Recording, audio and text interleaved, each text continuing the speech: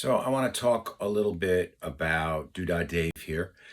Neal Cassady, who been written about and talked about and had many songs written about him, including The Other One by the Grateful Dead, Cassady, Do It Again by Steely Dan, I believe is about Neal Cassady and Jack Kerouac. And yeah, like that. So I wanted to talk about Neal Cassady and what he meant to me, being a Grateful Dead head and fan. First off, he was born on the 8th, and I was born on the 9th. So yesterday was my 69th birthday. The 8th would have been his 100th birthday. Secondly, he was born the same year as my mother, 1926, which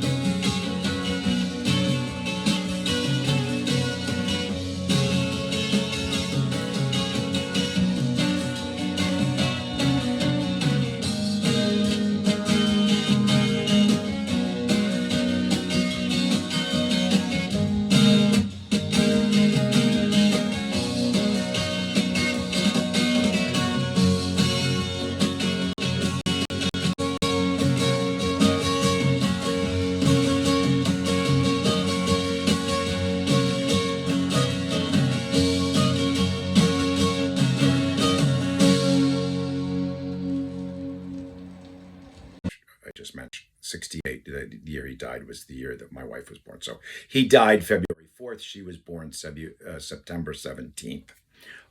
September 17th also has noteworthy Grateful Dead history because it's on the Skull and Roses poster from the Avalon Ballroom gig was the 16th and 17th of September. Now that was 1966, so 2 years before she was born.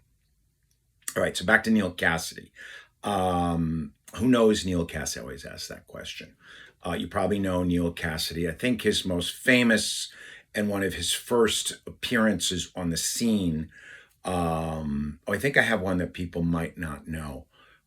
References to Neal Cassady was as Randall P. McMurphy in RPM, Randall P. McMurphy, Speed Limit, and Speed Limit was one of Neal's nicknames. Kesey, who wrote One Flew Over the Cuckoo's Nest, uh, was a prankster, and he and Neal went to the World's Fair in 1964 in New York City in the famous 1947, I think it was, International Harvester school bus that was Dayglow painted. All the pranksters doing crazy things with music, and they had women on there and partying, and Neal was the driver for that. But his first appearance, that was not his first appearance. I'm sorry, I digress because I get excited about talking about Neal Cassady because there's so much to talk about with him. He did write one book called The Holy Goof, which came out later than where I'm going to go. But let me begin at the beginning. I'm all over the place here.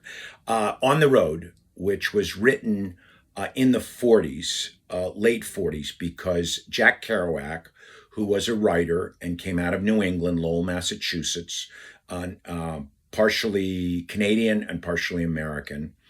I believe, I'm not sure which, I think his father was Canadian and the mother was, because he lived with a mother on Long Island, actually, at the end of his life. But On the Road, very famous, the first of the beat literature, the book that broke out in 1957. Very, very inspirational and influential to Jerry Garcia, who wrote it. The character of Dean Moriarty is Neal Cassady. Neal Cassady was Kerouac's sidekick. They were in cars, they found girls, they went to bars, they drove across the country very famously, and then back again, I believe, maybe a couple times, and went from New York to San Francisco, Vegas, etc. and it's all documented and on the road. And it's a very, very stream of consciousness type of writing. I believe Kerouac was high on something when he wrote it, maybe speed.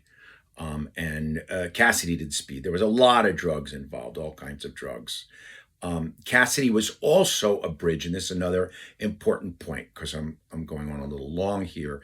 It was a bridge between the beats from the late 40s, early 50s, the beatniks, Lawrence Ferlinghetti, William Carlos Williams. Those are, of course, Allen Ginsberg, who wrote Howl. The best minds, I saw the best minds of my generation destroyed by madness, which was evidently a reference to Neal Cassady. He was supposed to actually in love with Neal Cassady. It's one of the wrinkles here. Neal Cassady was also Bobby Weir's roommate when he was at 710 Ashbury on Haight-Ashbury. So there's a lot there. And he was the bridge. Where I'm going with this is, so he did this thing in the 40s. He was in this book with of Kerouac's On the Road, this tremendous novel, which I have written. I didn't write it, which I have read. I would have liked to have written it.